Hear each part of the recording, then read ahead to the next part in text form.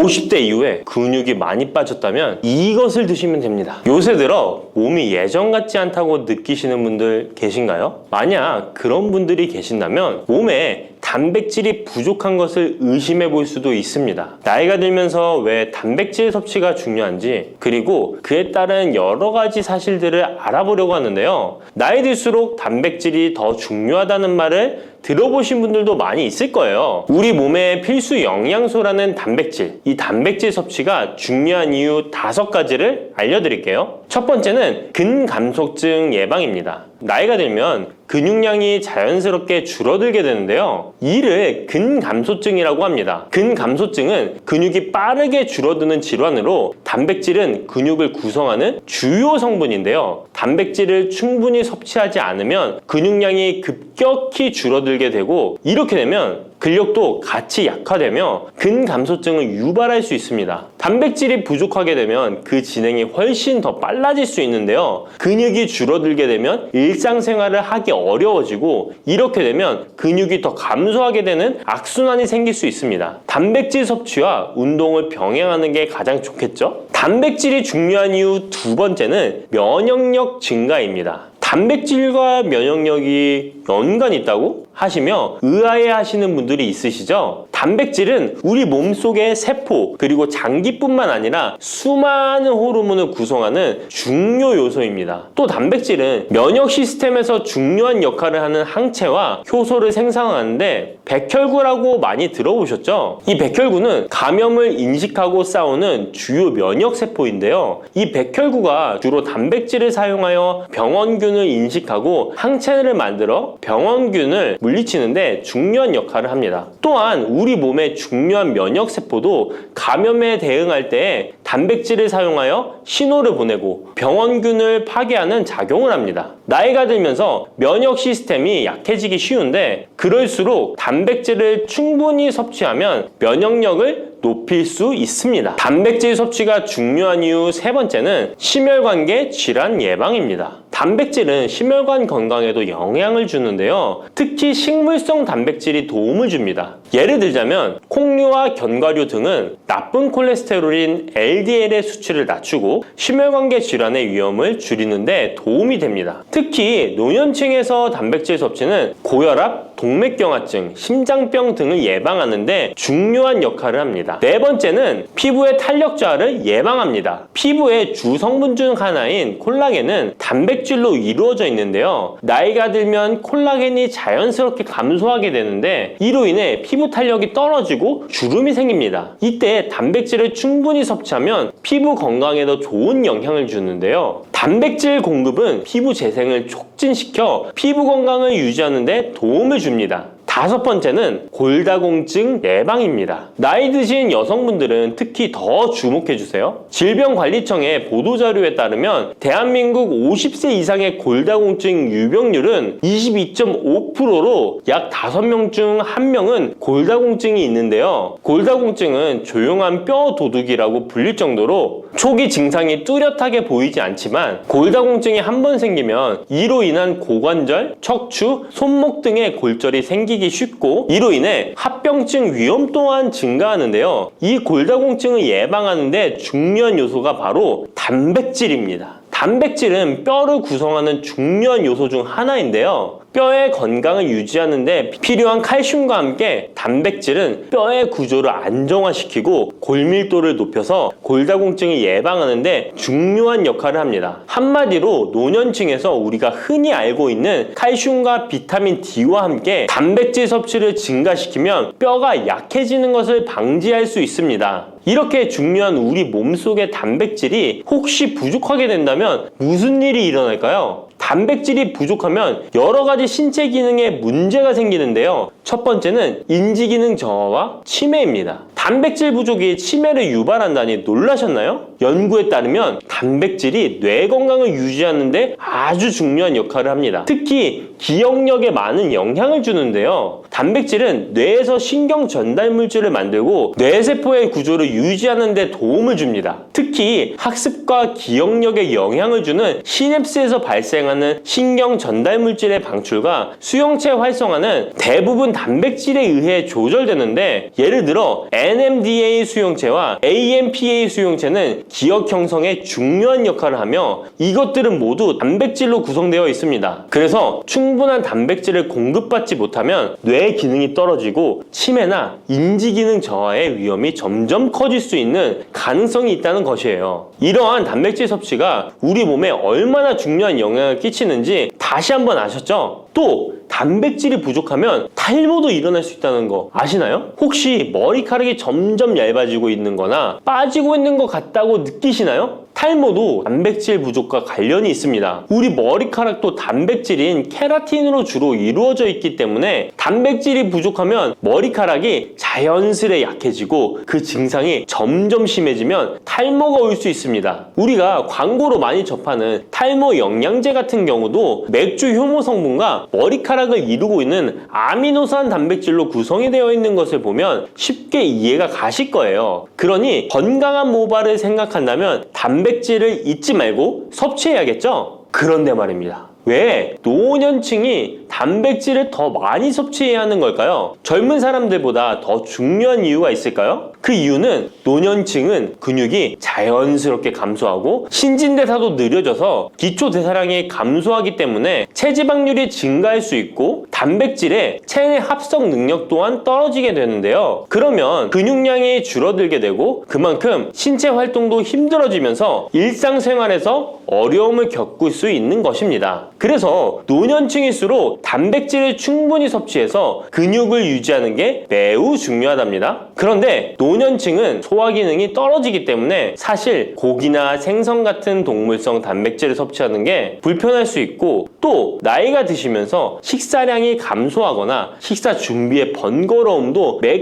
끼 단백질을 챙겨 먹는데 어려움을 주는 게 사실입니다. 그래서 혼자 지내시는 분들은 더욱더 단백질 섭취가 어렵기도 합니다. 또한 어떤 분들은 체중 증가를 걱정해서 단백질이 고칼로리라고 생각해서 드시기를 꺼려 하기도 하고요. 그렇다고 해서 섭취하기 어렵다고 단백질의 섭취를 멀리해서는 절대 안 됩니다. 우리 몸에 이렇게 필수적인 단백질을 충분히 섭취하기 좋은 음식에는 무엇이 있을까요? 단백질을 섭취하기 좋은 추천 음식 4가지 바로 소개해 드릴게요. 첫 번째 식품은 계란입니다. 사실 단백질 하면 가장 먼저 떠오르는 식품이 계란인데요. 계란 2알만 드셔도 하루에 필요한 단백질의 20%를 섭취할 수 있다는 거 아셨나요? 특히 계란의 단백질은 완전 단백질로 분류되는데요. 이는 우리 몸이 제대로 기능하는 데 필요한 필수 아미노산을 포함한다는 것을 뜻해요. 계란은 단백질뿐만 아니라 비타민 A, D, E도 함유하고 있어 건강에 매우 좋은데요. 계란은 자연적으로 비타민 D를 함유하고 있는 드문 식품 중 하나입니다. 또한 계란 노른자에는 칼슘, 구리, 요오드, 철분, 망간, 인, 셀레늄, 아연도 풍부하게 함유하고 있어서 계란을 먹으면 많은 영양소를 쉽게 섭취할 수 있는 거죠. 두 번째 식품은 생선입니다. 등푸른 생선 좋다는 이야기는 누구나 한 번쯤 들어보셨을 텐데요. 사실 등푸른 생선뿐만 아니라 다른 생선도 저지방, 고단백 식품으로 다른 고단백 식품인 육류에 비해 지방 함량이 낮고 필요 영양소는 그대로 제공해줍니다. 생선에는 단백질과 함께 오메가3 지방산도 풍부하게 함유되어 있어 심혈관 건강에 좋죠. 특히 연어, 고등어, 참치 같은 생선은 단백질뿐만 아니라 항염증 효과도 있습니다. 그리고 대구 같은 백색 생선은 지방 함량이 매우 적고 단백질은 상대적으로 많아서 체중 걱정이신 분들이나 다이어트를 하는 사람들에게 더욱 좋은 생선입니다. 등푸른 생선도 지방 함량은 높지만 이 지방이 건강에 유익한 오메가3 지방산이기 때문에 건강에 도움이 되는데요. 생선의 단백질은 다른 육류나 콩류보다 소화가 편하고 생선의 살은 비교적 부드러운 섬유질을 가지고 있어서 소화가 빠르고 몸에서 쉽게 흡수됩니다. 세 번째는 유단백 식품인 우유나 요거트 같은 유제품입니다. 특히 노년층에서는 유제품을 섭취하면 칼슘도 함께 챙길 수 있어서 골다공증 예방에도 도움이 되는데요. 유제품에 포함된 단백질은 고품질 단백질입니다. 고품질 단백질은 신체가 효율적으로 사용하고 필요한 아미노산을 모두 공급하는 단백질을 말하는데요. 유제품에 포함된 주요 단백질은 카제인과 웨이로 2가지 모두 필수 아미노산을 풍부하게 포함하고 있습니다. 웨이 단백질은 소화가 쉽기 때문에 운동 직후 우유를 섭취하시면 근육에 아미노산을 빠르게 공급할 수 있고 카제인은 천천히 흡수되어 장시간 동안 일정한 수준의 아미노산을 제공해 근육 손실을 방지하는 데 도움을 줍니다. 하지만 우유를 먹으면 속이 불편하신 분들도 계시죠? 많은 사람들이 유제품을 섭취할 때 소화 불편을 겪을 수 있는데 특히 락토스 불내증, 즉 유당 불내증이 있는 경우입니다. 그러나 요즘에는 이런 분들을 위한 락토스를 제거한 락토프리 우유나 치즈, 요구르트 등은 락토스가 거의 없거나 적은 제품들이 많이 나와 있는데요. 락토스 불내증이 있는 사람도 이런 유제품은 문제없이 섭취할 수 있습니다. 소화가 어려우신 분들은 참고하셔야겠죠? 네 번째는 콩류입니다. 콩류 또한 식물성 단백질로 유명하죠. 콩류는 식물성 단백질을 제공하는 대표적인 식품인데요. 두부나 두유 같은 식품으로도 쉽게 섭취할 수 있고요. 콩류와 같은 식물성 단백질은 고기나 유제품과 같은 동물성 단백질에 비해 지방 함량이 낮고 콜레스테롤이 없는 특징을 가지고 있습니다. 특히 콩, 렌틸콩, 병아리콩, 검정콩 등 다양한 종류의 콩류는 필수 아미노산을 풍부하게 포함하고 있어 신체가 필요로 하는 단백질을 고루 제공하는데요. 특히 고기나 생선 같은 동물성 단백질이 소화가 어려우신 분들에게는 두부나 비지찌개 같은 소화가 잘 되면서도 단백질도 섭취할 수 있는 콩류가 좋은 단백질 식품입니다. 이렇게 몸에 필수적인 단백질, 음식만으로 충분히 섭취되면 좋겠지만 그게 어려운 경우도 있을 텐데요. 이때 단백질 보충제도 좋은 선택이 될 수 있습니다. 운동 후에 빠르게 단백질을 보충하고 싶을 때나 식사를 통해 충분한 단백질을 섭취하기 어려운 경우 보충제가 유용한데요. 마트에서 쉽게 찾을 수 있는 단백질 파우더나 고단백 프로틴바를 이용하면 간편하게 단백질을 보충할 수 있습니다. 하지만 이렇게 간편하게 섭취할 수 있는 제품들 몸에 좋다고 많이 섭취하면 좋을까요? 과량 섭취할 때도 큰 문제가 될 수 있습니다. 한 번에 과도한 단백질은 신장에 부담을 줄 수 있고 또 체내에서 불필요하게 지방으로 축적될 수 있습니다. 단백질의 하루 권장 섭취량은 성인 기준 몸무게 1kg당 약 1g인데요. 하루 권장 섭취량을 꼭 지키는 게 중요하죠. 한마디로 보충제는 식사로 부족한 부분을 보충하는 역할만 하도록 하고 식사로 골고루 단백질을 섭취하는 게 가장 이상적입니다. 마지막으로 단백질 섭취 시 간단한 팁을 알려드리겠습니다. 매 끼니마다 조금씩 단백질을 나눠서 섭취하는 게 단백질 흡수에는 효과적인 거 아셨나요? 단백질은 탄수화물과 지방과 다르게 잉여 단백질이 몸에 저장되지 않는데요. 그 때문에 한 번에 과량으로 섭취하면 소화가 어려워지거나 신장에 부담만 줄 수 있고 단백질은 필요 이상의 단백질은 배출되기 때문에 번거롭더라도 매일 조금씩 몇 끼마다 꾸준히 섭취하는 게 중요합니다. 고기 좋아하시는 분, 채소를 더 선호하시는 분, 이제는 다 같은 단백질이라고 생각하지 마시고 동물성 단백질과 식물성 단백질을 골고루 섭취해야 하는데 동물성 단백질은 식물성 단백질에는 부족한 아미노산이 풍부하고 식물성 단백질은 동물성 단백질에 비해 지방이 적고 섬유질도 같이 섭취할 수 있습니다. 우리가 평상시에 먹는 한식은 사실 단백질 섭취에 아주 좋은데요. 식탁에 단백질이 풍부한 계란, 생선, 두부, 콩들을 반찬으로 두어 개만 먹어도 쉽게 몇 끼마다 몸에 필요한 단백질을 섭취할 수 있습니다. 이제부터 잊지 마시고 단백질이 풍부한 반찬 꼭 드셔주세요. 들깨를 이렇게 드시면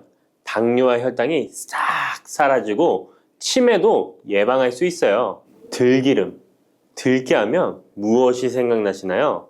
들기름에 북어와 미역국을 구수하게 볶아 시원한 북어 미역국을 끓여 먹어도 정말 맛있죠? 건강에도 좋다는 이 들기름과 들깨 잘못 먹으면 암에 걸리고 혈관 건강에도 악영향을 줘서 치매도 유발할 수 있다는 사실 알고 계셨나요? 들깨의 효능과 어떻게 먹을 때 건강을 해쳐 암에 걸리고 치매를 유발하는지 그리고 어떻게 먹는 것이 건강하게 먹는 방법인지 어떻게 보관하는 것이 가장 좋은 방법인지 들깨에 대한 모든 것 알려드릴게요. 나이가 들면서 산책하기도 힘들고 관절이 쑤시고 무릎 통증 때문에 힘드시지 않으신가요? 들깨의 첫 번째 효능은 바로 관절염에 좋다는 것입니다. 무릎이나 관절 통증 때문에 병원에서 진통제를 처방받으시잖아요. 이때 처방받는 진통소염제의 역할은 몸속에 프로스타글란딘이라는 물질의 생성을 억제해서 통증을 막아주는 건데요. 들깨 속에는 식물성 오메가3 지방산인 알파리놀렌산이 함유되어 있는데, 이는 체내에서 염증을 일으키는 프로스타글란딘의 생성을 억제하는 데 아주 좋은 효능을 발휘합니다. 우리가 오메가3를 먹는 이유 중에 하나도 혈관 건강이나 피를 맑게 해준다 등의 역할도 있지만, 몸속에 미세 염증을 잡아주는 역할도 있어 드시는 분들이 정말 많은데요. 들깨가 바로 이런 염증 유발물질을 억제해줘서 진통 역할을 한다는 것이에요. 그리고 들깨의 두 번째 효능은 바로 뼈 건강에 도움을 준다는 것입니다. 들깨는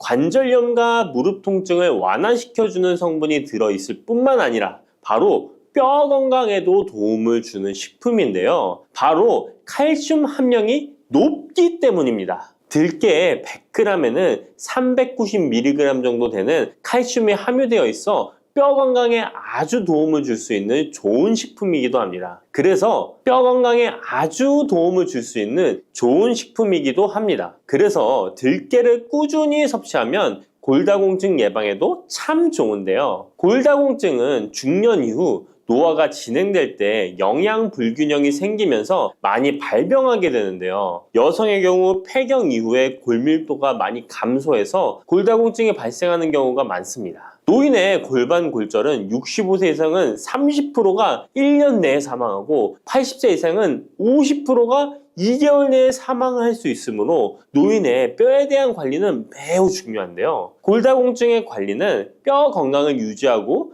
골절 위험을 줄이기 위해 중요합니다. 뼈 건강을 위해 들깨 꾸준히 섭취하는 게 좋겠죠? 나이가 들면서 깜빡깜빡하는 일이 잦아지고 기억력이 떨어져 고민되시는 분이 많으시죠? 이제 걱정하지 마세요. 세 번째 들깨 효능은 바로 뇌 건강, 뇌신경을 튼튼하게 해주고 기억력을 높여주며 치매를 예방하는 데 도움을 준다는 것입니다. 이렇게 좋은 효능이 있는 이유는 들깨에 바로 아까 잠깐 말씀드린 오메가3가 풍부하게 함유되어 있기 때문입니다. 오메가3는 등푸른 생선에 많이 함유되어 있다고 알고 계시잖아요. 이것은 동물성 오메가3고요. 식물성 오메가3인 알파리놀렌산이 들깨에 많이 함유되어 있는데요. 들깨에 함유된 지방산 중에서 60%가 바로 알파리놀렌산입니다. 이 알파리놀렌산은 뇌신경 보호에 탁월한 효과가 있는데요. 어떻게 뇌신경을 보호하느냐? 뇌신경에 염증을 일으켜 망가뜨리는 사이토카인이라는 물질이 있는데요. 이런 사이토카인 물질의 분비를 감소시키고요. 또 알츠하이머 치매 환자의 뇌에 많이 발견되는 비정상적인 단백질인 베타 아밀로이드도 바로 이 알파리놀렌산이 감소시키기 때문입니다. 참치에 많이 함유되어 있다는 DHA 들어보셨죠? DHA가 바로 대표적인 뇌기능 강화 물질인데요. 이 DHA가 기억을 높이는 데 도움을 주고 학습 능력 또한 좋게 하는데요. 이 DH는 체내에 합성되지 않아 식품으로 섭취를 해야 합니다. 들깨에 함유된 알파리놀렌산이 흡수될 때 바로 이 DHA로 전환이 됩니다. 어린이 전용 오메가3 같은 경우도 성인보다는 EPA보다 DHA 함유량이 높은 영양제도 많죠? 들깨가 뇌신경, 뇌 건강에 좋은 이유가 바로 이겁니다. 네 번째 들깨의 효능은 심장을 건강하게 하고 뇌혈관의 노화를 막아주는데 도움을 준다는 것입니다. 알파리놀렌산이 체내에 흡수될 때 DHA로 변환된다고 했잖아요. 그뿐 아니라 바로 EPA로도 변환이 되는데요. 이 EPA가 어떤 역할을 하냐면 바로 혈소판 응집을 억제해 혈관에 혈전이 생기는 것을 방지하는 효능이 있습니다. 그리고 혈관을 튼튼하게 하는 효능과 혈액의 중성지방과 나쁜 콜레스테롤인 LDL을 낮추고 좋은 콜레스테롤인 HDL을 높여주는 역할도 합니다. 미국의 심장협회에서는 허혈성 뇌졸중, 심장마비로 인한 돌연사, 관상동맥 질환 등의 위험을 감소시키기 위해 매주 1에서 2회 이상 오메가3 지방산이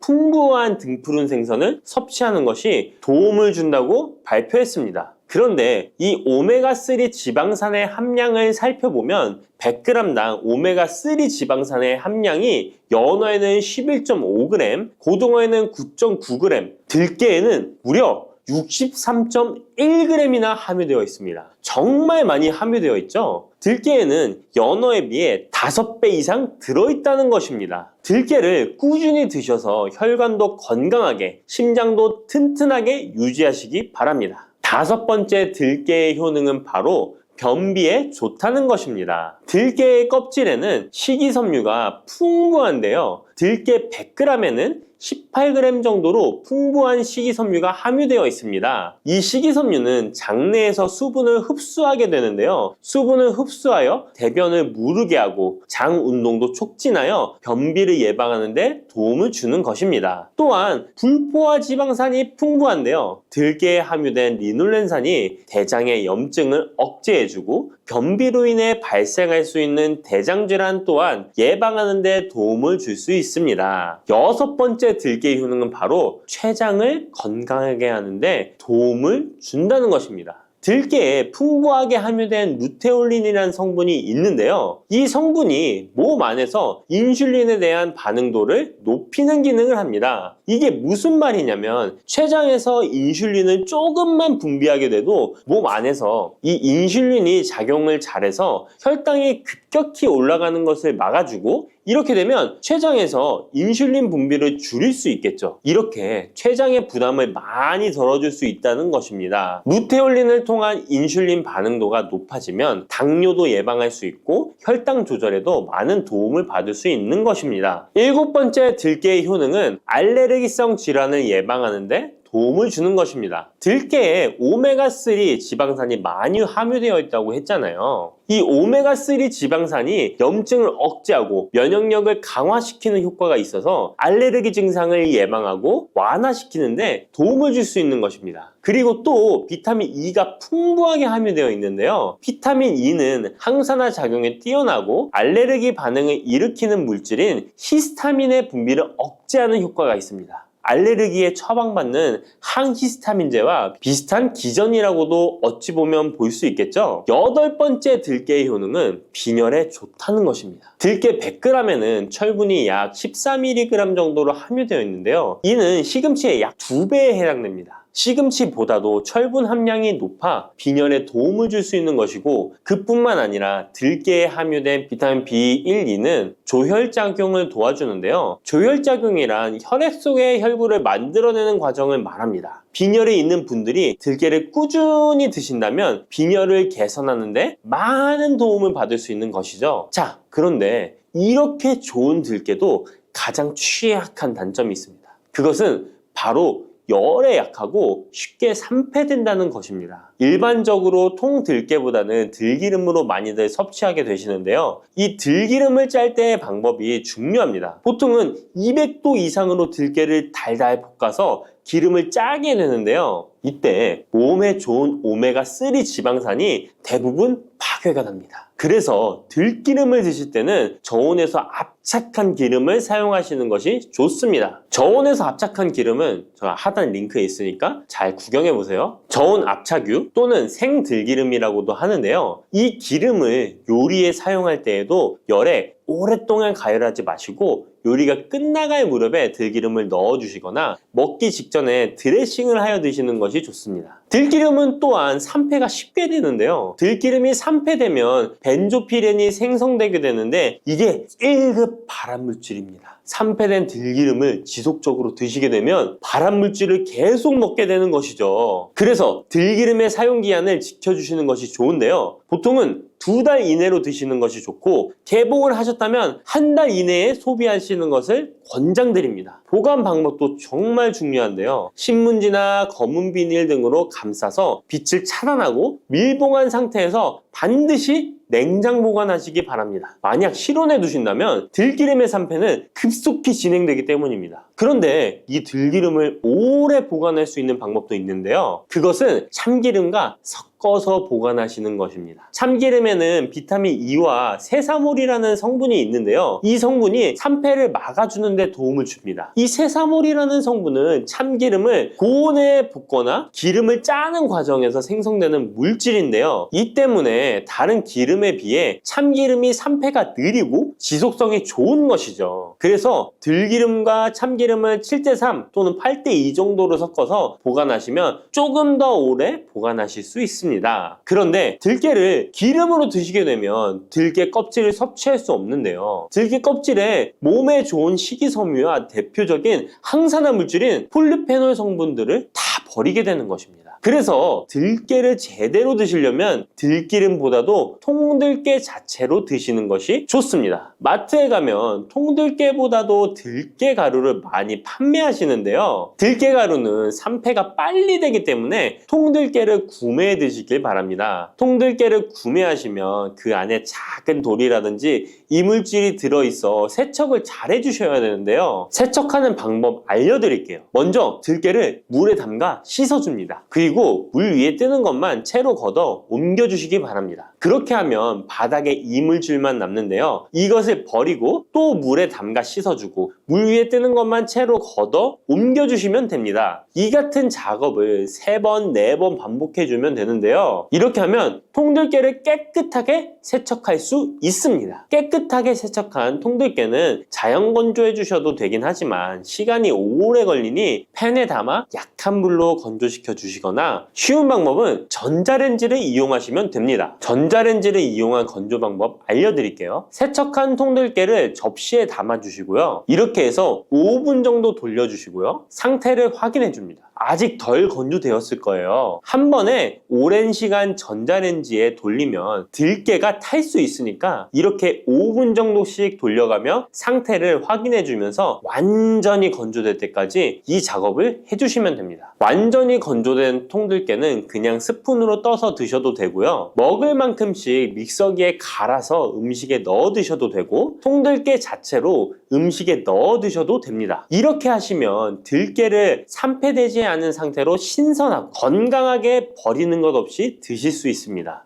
뿌리, 줄기, 이파리까지 버릴 것 없는 대파는 정말 다양한 조리법도 있는데요. 피를 맑게 하고 내장 지방을 없애주며 장 건강에도 좋은 풍부한 영양소들도 함유되어 있어 반드시 먹어야 하는 채소 중 하나입니다. 이런 대파도 함께 먹으면 보약이 되는 음식이 있고 또 독이 될 수 있는 음식도 있습니다. 그리고 먹는 방법에 따라 효능도 다르다고 하니 다양한 방법으로 드시는 것을 추천해 드리고요. 그럼 지금부터 대파의 효능과 함께 먹으면 보약이 되는 음식 3가지와 독이 되는 음식 2가지까지 알려드리겠습니다. 그리고 대파의 특급 레시피 4가지와 대파 보관법까지 대파의 모든 것 알려드릴게요. 우리나라에서는 통일신라 때부터 재배를 했다고 알려져 있습니다. 그만큼 오랫동안 재배하고 식탁에 올라온 채소인데요. 대파 특유의 향이 다른 식재료의 잡냄새를 제거하는데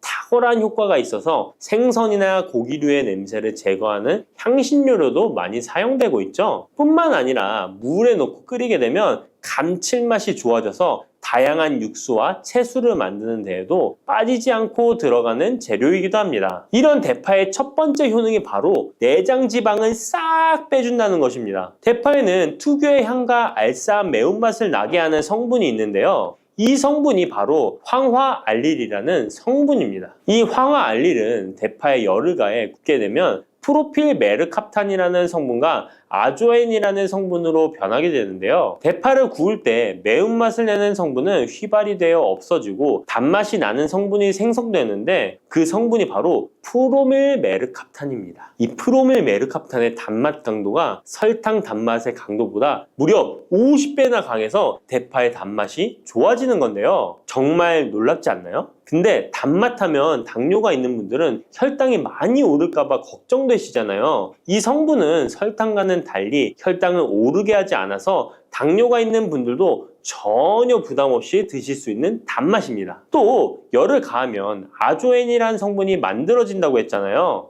바로 이 성분이 우리 몸을 회복시키는 효능이 있는데요. 어떻게 우리 몸을 회복시킬까요? 그것은 바로 혈관을 깨끗하게 해주기 때문입니다. 아조엔의 별명이 바로 혈관 청소부인데요. 혈관에 나쁜 콜레스테롤을 제거하고 혈액이 뭉치는 혈전 생성을 방지해줍니다. 혈관도 확장해줘서 혈액순환을 원활하게 해주는 역할도 해준답니다. 이런 효능으로 신진대사를 원활하게 해주고 동맥경화, 고지혈증, 고혈압 등의 심혈관 질환을 예방하는 데에도 도움을 줄 수 있습니다. 뿐만 아니라 내장지방을 분해해 몸 밖으로 배출시켜주는 효능이 있어서 건강뿐만 아니라 다이어트에까지 도움을 주는데요. 최근에는 다이어트 식품으로도 많이 활용되고 있습니다. 그리고 대파의 녹색 부분에는 베타카로틴이 풍부한데요. 이 성분이 바로 강력한 항산화 물질입니다. 이 베타카로틴은 우리 몸속의 활성산소를 제거하여 노화를 방지해주고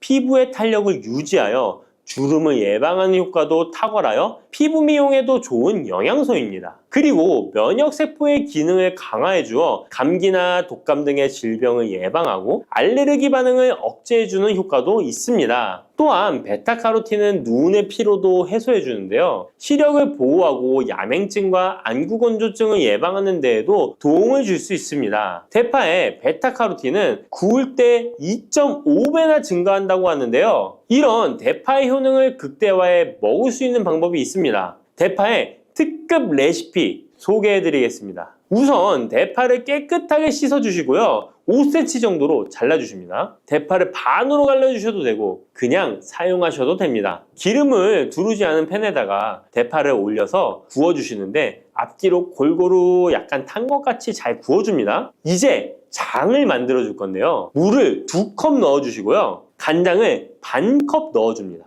그리고 고춧가루와 참기름을 1스푼씩 넣어줍니다. 이렇게 넣고 한번 끓여주시고 다 끓고 나면 식초를 반 스푼 넣어주시면 됩니다. 이렇게 만들어진 양념장을 구운 파를 넣은 그릇에 붓고 하루 정도 숙성시켜 드시면 됩니다. 물론 바로 드셔도 되지만 숙성시켜 드시면 더욱 맛있는 대파 요리를 드실 수 있습니다. 그리고 대파에서 대파의 뿌리는 특히 채소와 육수를 만들 때 많이 사용하는데요. 대파의 뿌리에는 알리신이라는 성분이 풍부하게 함유되어 있습니다. 이 알리신은 우리 몸을 따뜻하게 해주고 열을 올려주는 역할을 하고 혈액순환을 원활하게 해줘서 신경을 안정화시켜주기도 하는데요. 이렇게 신경을 안정시켜주는 효능으로 불면증도 완화해주어 잘 때 머리맡에 두고 주무시는 분들도 계십니다. 그리고 알리신은 몸에 열을 내주는 효능으로 기침 감기와 가래를 완화시켜주는 데 도움을 주며 항균, 항암 효과도 있어서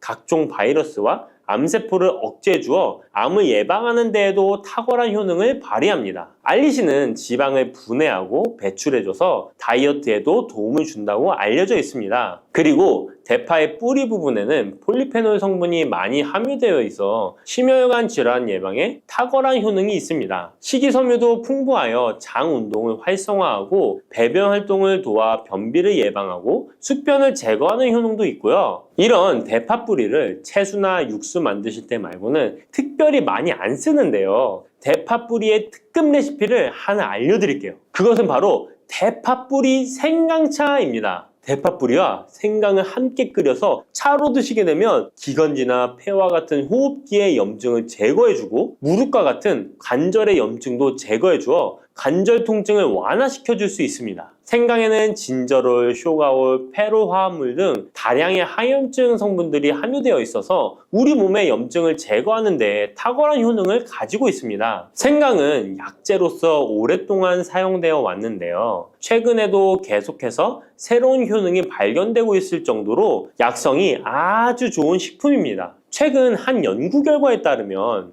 생강에는 소염 진통제로 많이 사용되는 이부프로펜과 비슷한 항염증 효과가 있고 류마티스 관절염을 완화시키는 데에도 효과가 있는 것으로 밝혀졌습니다. 그럼 지금부터 대파뿌리 생강차 만드는 방법을 알려드리겠습니다. 먼저 생강을 물에 넣고 끓여주시고요. 처음에는 강불로 해주시고 끓기 시작하면 중불로 줄여서 20분 정도 더 끓여줍니다. 그 후에 대파뿌리도 넣고 3분 정도 더 끓여주시면 됩니다. 이렇게 끓인 물에서 생강과 대파뿌리는 건져주시고 따뜻할 때 드시거나 냉장고에 넣고 시원하게 드셔도 됩니다. 이렇게 대파뿌리와 생강을 함께 끓여 차로 드시면 효과를 극대화할 수 있는데요. 다만 평소에 소화가 잘 안 되시고 위가 약하신 분들은 이렇게 끓인 대파뿌리 생강차에 물을 섞어서 연하게 드시는 것을 추천해 드립니다. 이렇게 해서 하루에 한 번, 두 번 꾸준히 드신다면 감기 걱정도 없고 염증을 완화시켜 관절염으로 인한 통증도 줄일 수가 있을 거예요. 그리고 대파와 함께 드시면 보약이 되는 식품에는 무도 있습니다. 무를 말려서 무말랭이로 드시면 무의 좋은 성분들을 농축하여 드실 수 있다고 하는데요. 간단하게 다시 한번 알려드리자면 무를 드시면 기침과 가래를 멈추게 해주는 효능이 있고 소화를 잘 되게 해주며 혈관을 깨끗하게 해줘서 심혈관 질환에도 도움을 줄 수 있습니다. 또한 칼슘의 함량이 높아서 골다공증을 예방하고 뼈를 튼튼하게 만들어주죠. 그리고 해독작용도 뛰어나고 혈당을 조절해줘서 당뇨를 예방하는 데에도 도움을 줄 수 있습니다. 이렇게 좋은 물을 대파와 함께 드시면 그 효능이 극대화될 수 있는데요. 특히 혈액을 깨끗하게 해줘서 심혈관 질환을 예방하며 당뇨 또한 예방해 줄 수 있을 뿐만 아니라 당뇨 합병증을 완화시켜 주는 데에도 탁월한 도움을 받을 수 있습니다.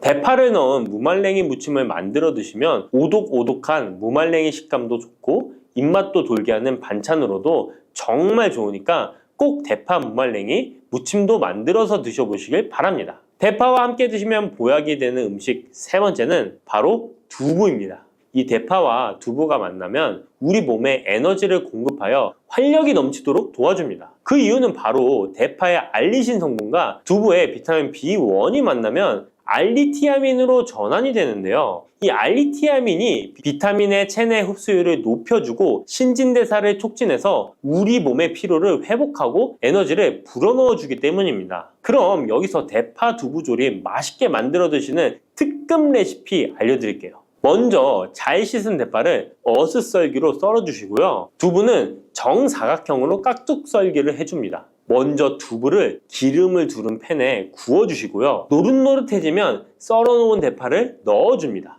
간장을 2스푼 넣어주시고요. 고소한 참깨도 뿌려서 잘 익혀주시면 대파 두부 조림 완성입니다. 정말 맛있겠죠? 이렇게 만든 대파 두부 조림을 드시고 활력 넘치는 하루를 보내실 수 있을 거예요. 대파와 함께 드시면 보약이 되는 음식 네 번째 알려드릴게요. 그것은 바로 대파 팽이버섯 부침입니다. 이 팽이버섯은 버섯 중에서도 버섯 키토산의 성분이 가장 많이 함유되어 있을 뿐만 아니라 식이섬유가 정말 풍부하게 함유되어 있는데요. 버섯 키토산은 혈액 속의 지방을 분해하고 콜레스테롤을 제거해 고혈압, 동맥경화, 심장병 같은 심혈관 질환을 예방할 뿐만 아니라 체내의 지방을 흡착하여 배출시켜 주어 내장 지방을 줄여주는 데에도 탁월한 효능이 있습니다. 또한 체내의 중금속의 배출을 돕고 간 건강을 돕는 효능도 있다고 알려져 있고요. 그리고 풍부한 식이섬유가 배변 활동을 도와서 숙변을 제거하는 데에도 큰 도움을 줍니다. 하지만 이 팽이버섯의 세포벽은 단단하기 때문에 그냥 드시게 되면 좋은 성분을 흡수하기가 힘든데요. 열을 가하게 되면 세포벽이 깨지면서 영양 성분의 흡수율을 높일 수 있습니다. 이런 팽이버섯과 대파를 함께 드시게 되면 내장 지방을 제거하고 혈관을 깨끗하게 하는데 탁월한 음식이 되는데요. 먼저 팽이버섯의 밑둥은 잘라버리시고요.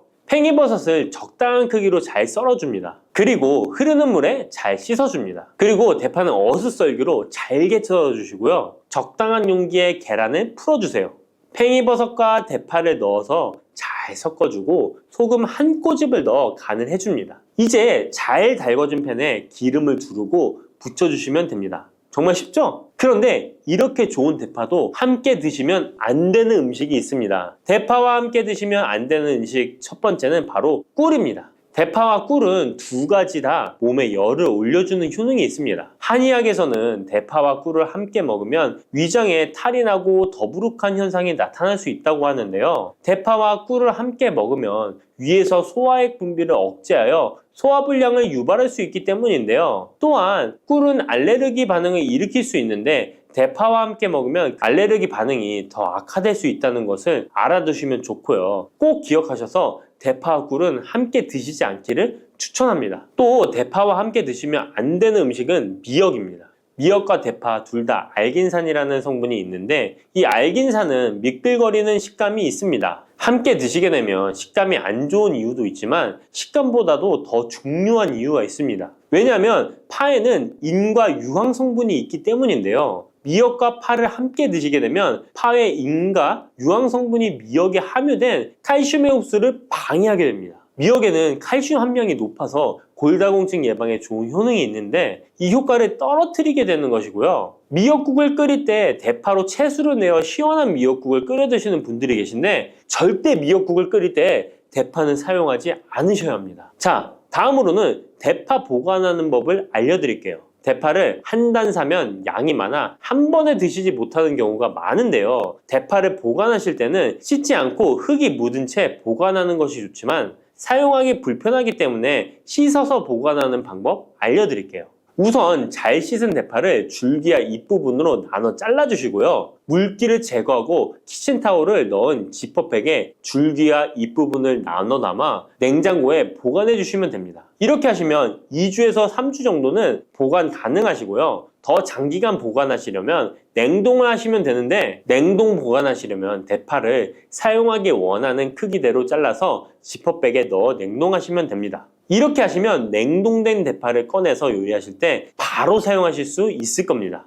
혈관 건강이 걱정이라면 바로 이것을 드셔야 합니다. 가지는 유독 우리나라 사람들에게 호불호가 강한 채소입니다. 좋아하는 분들도 있지만 특유의 물컹물컹한 식감 때문인지 싫어하는 분들도 참 많은데요. 건강에 좋다는 것은 들어봐서 알지만 어릴 때의 기억 때문에 선뜻 먹지 않게 되는 채소 중에 하나입니다. 하지만 가지는 반드시 먹어야 될 채소입니다. 가지는 미네랄과 식이섬유가 풍부하고 안토시아닌, 마그네슘 등의 여러 가지 영양소가 풍부해서 건강을 위해 반드시 섭취해야 될 채소인데요. 아무리 좋은 채소라도 먹는 방법에 따라 영양소를 잘 섭취할 수도 있고 건강에 오히려 독이 될 수도 있습니다. 지금부터 가지의 효능과 먹는 방법, 함께 먹으면 좋은 음식, 가지를 드실 때 주의사항까지 가지에 대한 모든 것 알려드리겠습니다. 짙은 보라색의 가지는 우리나라가 수출을 많이 하는데요. 가장 많이 수입하는 나라가 일본입니다. 일본은 가지를 여러 형태로 많이 먹는데요. 장아찌, 파스타, 구이, 찌개 등 여러 요리에 가지를 사용하고 있습니다. 2021년 기준으로 일본이 우리나라에서 수입한 가지가 6만 kg입니다. 일본이 우리나라의 가지를 정말 좋아하는데요. 반면에 우리나라 1인당 연간 가지의 섭취량은 100g이 채 되지 않는다고 합니다. 정말 안타까운 일인데요. 우리도 가지의 효능을 제대로 알고 섭취하면 건강 식생활에 도움이 되었으면 좋겠습니다. 우리도 가지의 효능을 제대로 알고 섭취하여 건강한 식생활에 도움이 되었으면 좋겠습니다. 첫 번째, 가지의 효능은 심혈관 질환을 예방하는 데 도움을 준다는 것입니다. 나이가 들수록 심혈관 질환으로 병원을 많이 가게 되는데요. 가지에는 칼륨이 풍부하여 심박수를 안정적으로 유지하는 데 도움을 주고 나트륨의 배출을 도와줘 혈압을 낮추는 데에도 효과가 있습니다. 가지에 풍부하게 함유된 폴라보노이드 성분은 나쁜 콜레스테롤인 LDL 수치를 낮추고 좋은 콜레스테롤인 HDL 수치를 높여주는 효능이 있습니다. 이런 효능들은 심혈관 질환을 예방하는 데 아주 중요한 것으로 많이 알려져 있습니다.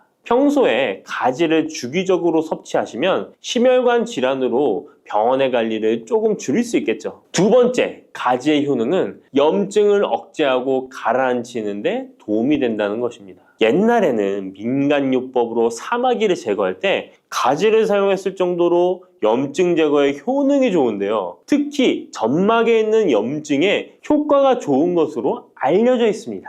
우리 몸에 점막이라 하면 대표적으로 입안, 잇몸, 식도 등이 되겠고요. 위장, 대장 등 소화기관은 거의 모두 점막으로 되어 있습니다. 입으로 음식이 들어가서 항문으로 배출되기까지의 모든 곳이 점막인 건데요. 면역력이 떨어지거나 스트레스, 특정 음식으로 인한 지속적인 자극은 이런 점막에 염증을 일으키게 되는데요. 이런 염증을 억제하는 데 가지가 도움이 된다는 것이죠. 세 번째, 가지의 효능은 혈당을 조절하는 데 도움을 주는 것입니다. 가지의 풍부한 식이섬유는 우리가 섭취한 탄수화물과 지방의 흡수와 소화를 늦춰주는 역할을 하게 됩니다. 이런 작용으로 혈당을 낮추는 데 많은 도움을 줄 수 있는데요. 식이섬유는 당을 흡착하여 몸에 흡수되는 속도를 느려지게 해서 혈당이 급격히 올라갔다 급격히 떨어지는 혈당 스파이크 현상을 예방할 수 있고 저혈당도 방지하며 이런 효능으로 혈당을 일정하게 유지하는 데 도움을 줄 수 있습니다. 또한 가지의 풍부한 폴리페놀 성분과 천연 식물 화합물은 설탕의 흡수를 감소시켜주고 인슐린 분비를 증가시켜주어 혈당을 낮추는 데 도움을 주게 됩니다. 네 번째, 가지의 효능은 노화를 예방하는 데 도움을 준다는 것입니다. 가지의 짙은 보라색은 나수닌이라고 하는 강력한 항산화 성분인데요. 우리 몸에 정말 중요한 역할을 해주는데 바로 세포와 혈관이 노화되는 것을 방지해주는 것입니다. 산화 스트레스로부터 혈관을 보호해주며 추가적으로 과도한 철분이 혈관에 쌓이는 것을 막아주는 효과가 있습니다. 철이 공기에 만나면 산화되어 빨갛게 부식되는 것과 마찬가지로 우리 몸에도 철분이 필요 이상 쌓이게 되면 세포와 혈관을 산화시킬 수 있는 것입니다. 철분이 우리 몸에 꼭 필요한 성분이지만 과도하게 쌓이게 되면 노화를 촉진하는 부작용이 있는 것이죠. 철분이 많이 들어있는 음식은 바로 붉은색 고기입니다. 따라서 평소에 고기를 좋아하고 자주 드시는 분이라면 가지와 함께 드시는 것이 정말 좋겠습니다. 다섯 번째 가지의 효능은 감염을 예방한다는 것입니다. 면역력이 떨어질 때 세균이 우리 몸에 들어오면 감염에 걸리기 쉬운데요. 가지에 풍부하게 함유된 클로로겐산과 폴리페놀 성분들은 세균과 바이러스를 제거하는 효과가 있어 감염 예방에 큰 도움이 됩니다. 이러한 효능은 가지의 껍질과 꼭지 부분에 특히 좋은 효능을 나타내는데요. 가지 꼭지는 보통 요리할 때 버리잖아요. 이제부터 가지 꼭지 버리지 마세요. 말려서 끓인 물로 가글을 하시면 천연 구강세정제 역할을 한다고 합니다. 꼭지에는 스코폴레틴이 풍부하게 함유되어 있는데 이 성분은 파이토케미컬의 일종으로 나쁜 균을 억제하는 데 탁월한 효능을 발휘합니다. 이런 효능으로 감염뿐 아니라 염증을 억제하는 데도 도움을 줍니다. 우리 입속에는 각종 세균이 셀 수 없을 정도로 많은데요. 이런 세균들은 충치, 치주염, 구내염 등을 발생시키는 주범이 됩니다. 나이가 들면서 치아나 잇몸의 건강이 좋지 않아 소금물로 가글을 하시는 분들도 있는데요. 소금은 삼투압 작용으로 잇몸의 붓기를 빼고 약간의 살균 작용을 하기도 하지만 염증 자체를 없애지는 못합니다. 그래서 가글을 하시려면 가지를 이용하시면 좋은데요. 말린 가지 꼭지를 15분에서 20분 정도로 펄펄 끓인 뒤에 식혀서 약간의 소금을 탄 후에 가글 하시면 잇몸병과 구내염 등을 예방하는 데 효과를 볼 수 있습니다. 여섯 번째 가지의 효능은 항암 효과입니다. 암세포를 제거할 수 있는 항암 성분들이 가지에 풍부하게 함유되어 있는데요. 일본이 가지를 좋아한다고 했잖아요. 일본의 농림성식품연구소에서 연구를 했습니다. 가지, 시금치, 브로콜리 세 가지를 이용해 발암물질을 억제하는 실험을 했는데요. 해당 연구에서는 발암물질인 벤조피렌, 아프라톡신, 타르질 등에 대한 돌연변이 유발 억제 효과를 평가하였습니다. 그 결과 가지에서 약 80% 이상 발암물질을 억제하는 효과가 밝혀졌습니다. 또 다른 연구에서도 가지의 알칼로이드성 식이섬유가 유방암, 대장암, 난소암 등의 원인이 되는 동물성 지방을 제거하는 데 탁월한 효능이 있는 것을 발견하기도 했습니다. 또한 가지의 풍부한 폴리페놀은 대표적인 항암 성분이기도 합니다. 가지는 여러 항암 효과를 가지고 있는 훌륭한 항암 식품이 틀림없습니다. 일곱 번째 가지의 효능은 시력을 보호하는 데 도움을 준다는 것입니다. 눈의 망막에는 빛을 감지하는 역할을 하는 로놉신이라는 단백질이 있습니다. 어두운 곳에서 밝은 곳으로 가거나 깜깜한 곳에서 불을 켜면 눈이 눈부신 증상이 나타나잖아요. 이런 증상은 로놉신이 빛에 의해서 한순간에 대량으로 분해되면서 시신경에 강한 자극을 주기 때문입니다. 체내에 로놉신이 줄어들면 시력 저하나 야맹증이 발생할 수 있는데요. 로놉신이 생성되려면 베타카로틴이 필수적으로 필요합니다. 가지의 속살에는 이 베타카로틴이 풍부하게 함유되어 있습니다. 또한 가지 껍질에 풍부한 안토시아닌 성분은 시신경 주변의 모세혈관이 노화되는 것을 방지하고 염증을 억제하는 효능으로 시신경을 보호하고 눈의 노화를 예방하는 데 큰 도움이 됩니다. 여덟 번째 가지의 효능은 뇌 기능을 향상시키고 치매를 예방하는 데 도움을 주는 것입니다. 가지에는 비타민 B6, 엽산, 마그네슘 등의 영양소가 풍부하게 함유되어 있습니다. 이러한 영양소는 뇌 신경 전달 물질의 생성을 촉진하고 뇌의 기능을 향상시키는 효과가 있습니다. 또한 가지에 함유한 안토시아닌은 뇌의 노화를 방지하고 기억력을 향상시키는 효과가 있어 치매 예방에 도움이 됩니다. 이렇게 가지에는 뇌 기능 유지와 뇌 건강에도 좋은 효과를 나타냅니다. 9번째, 가지의 효능은 피로 회복에 도움을 준다는 것입니다. 가지에 함유된 비타민C, 칼슘, 마그네슘 등의 성분들이 체내의 대사를 촉진하고 에너지를 생성하는 데 도움을 줍니다. 체온 조절에 도움을 주며 가지에 함유된 스코폴레틴과 스코파론 성분은 근육의 신경 안정 및 경련을 완화시켜주는 효능이 있어 근육 피로 회복에 많은 도움을 줄 수 있습니다. 10번째, 가지에는 열을 내려주는 해열 작용이 있습니다. 가지는 차가운 성질을 갖고 있는 채소로 평소 몸에 열이 많은 사람의 체온을 다스려주는 효과가 있으며 감기로 인해 열이 오를 때에도 열을 내려주는 해열 효과가 있습니다. 가지에 클로로겐산 성분이 염증 매개 물질인 프로스타글란딘과 사이토카인의 생성을 억제하여 염증 반응으로 인한 발열을 완화할 수 있습니다. 이렇게 좋은 가지를 효과적으로 섭취하는 방법은 따로 있습니다. 그냥 드시는 것보다 들기름과 함께 조리하여 드시는 것을 추천드립니다. 가지에 있는 리놀렌산과 비타민 E는 지용성 성분이기 때문에 들기름과 함께 섭취하면 체내 흡수율이 높아집니다.